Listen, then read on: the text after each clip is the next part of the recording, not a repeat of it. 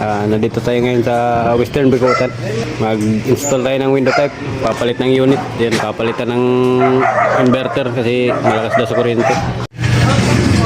Ito yung papalitan natin mga boss mga bay. Ayan. Baguhin natin yung bracket.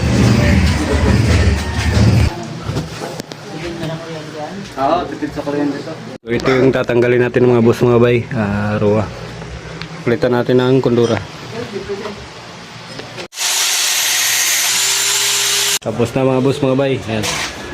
Salpak na natin yung unit. Salpakin.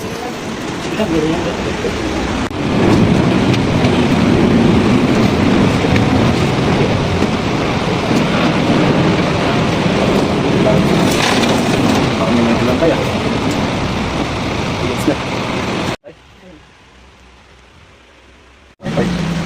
Goods na yung kondura natin.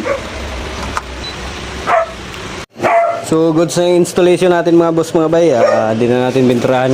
Sila na daw magpintura. Goods na yan.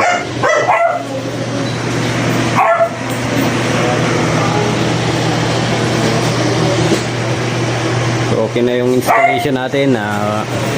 Ligpit na tayo. Uwi na.